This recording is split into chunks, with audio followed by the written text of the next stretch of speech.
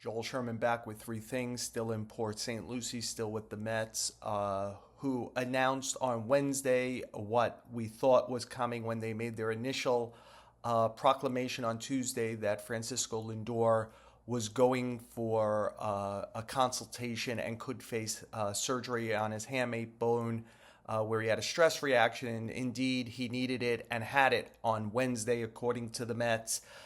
It puts him on what they hope is a 6-week trajectory to be in the starting lineup on opening day. This injury generally is very predictable from surgery to return to full play at 6 weeks. That's 42 days if my math is right. And from surgery to opening day, Citi Field, Paul Skeens, Pittsburgh Pirates, is 43 days. Will Lindor make it back? His history is he's a tough guy. He plays a lot of games and he's played through a lot of stuff. Toe injury, fractured finger, a very bad back in 2024 that he muscled through to the end and hit one of the biggest home runs of that year to help the Mets get into the playoffs late in the year. And so I would not bet against this player. No one with the Mets would bet against this player. One of the things about this injury, though, is sometimes players come back in full, but the power lags as they get strength back into the hand.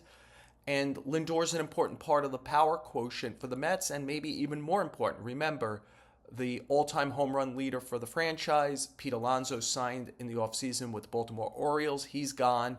Last year, Lindor, Soto, and Alonso combined for 112 homers. It was exactly 50%, half of the 224 the Mets hit, which was the second most in their history.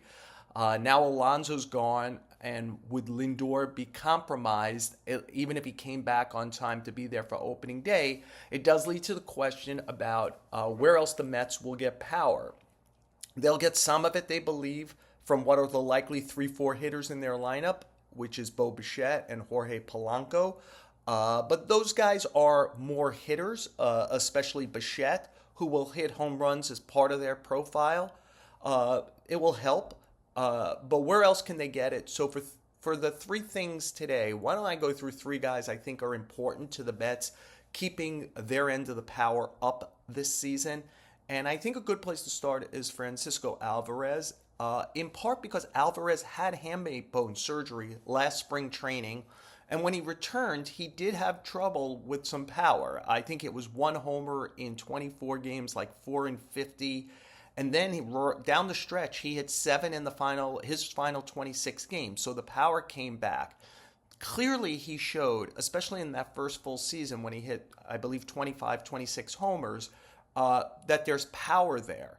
Having a home run hitting catcher is a huge separator from many other teams. If Alvarez is able to do that and catch at a high level, it's a real separator. It's why I think he's such an X factor for this team this year if he can be that guy.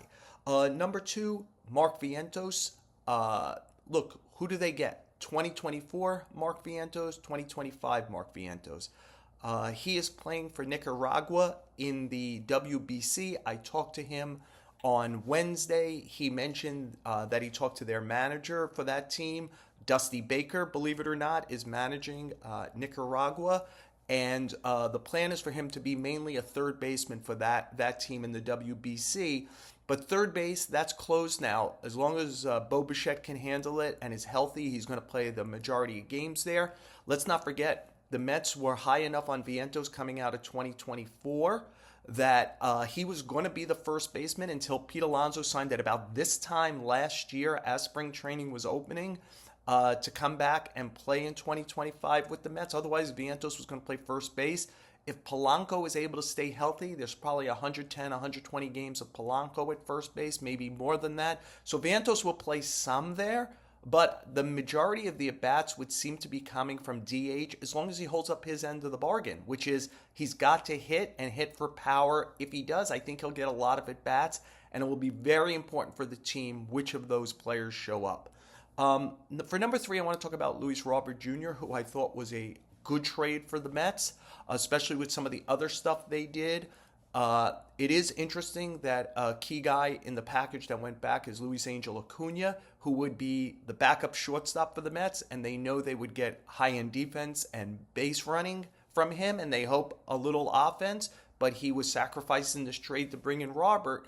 And look, if Robert does nothing else but what he did last year, and not a great year for him, which was play the heck out of center field, steal lots of bases at a high percentage, and really beat up lefty pitching, that would help the Mets. It would improve their center field. But as recently as 2023, he hit 38 homers. He was a top 10 in the AL MVP. He was a dynamic player. The last 2 years, it's been a combined 14, 14, 28 homers the last 2 seasons in 2 injury-plagued seasons. Can he stay healthy and find 2023 again? Because if he does, look, he's going to hit down in the lineup for the Mets. 5th, 6th, 7th, someplace in there, unless he kind of hits like he did in 23 and earns his way up. And so the Mets will hope by asking less of him, do they get more? That they, as opposed to the White Sox, the Mets have other weightlifters who can potentially carry them, and they don't have to rely on Robert, and they'll hope by that attitude to get something out of him. The Mets have an opportunity to have a long lineup here. It's those 3 guys. Brett Beatty is a guy they'd still like to give 400 to 500 plate appearances. They're going to add corner outfield and first base to his repertoire this spring training, see if he can handle it. There'll still be a little third base, a little second base, maybe some DH. If he hits, and his home run numbers were much better in the second half last year per at bat than in the first half as he got more and more comfortable and got better and better. Is that going to come? And the Mets love Carson Bench, who was the first pick that David Stearns had as president of baseball operations. He is right now known more as good defender, especially big arm. He did some pitching while he was, before he became a Met when he was a schoolboy. And he's known more for contact right now than power.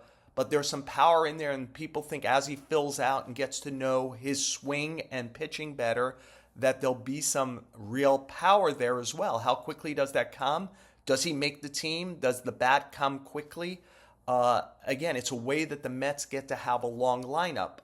There is that potential there for it to be that. But one of the keys to that, obviously, is that Francisco Lindor comes back, is the leadoff hitter, and is kind of the Francisco Lindor of the last few years, who, again, produced homers at a pretty good rate, about 30 per year, plus some stolen bases, plus play shortstop. The Mets need that player. He had his surgery on Wednesday. They believe he's going to be back in 6 weeks. It's something to watch this spring training.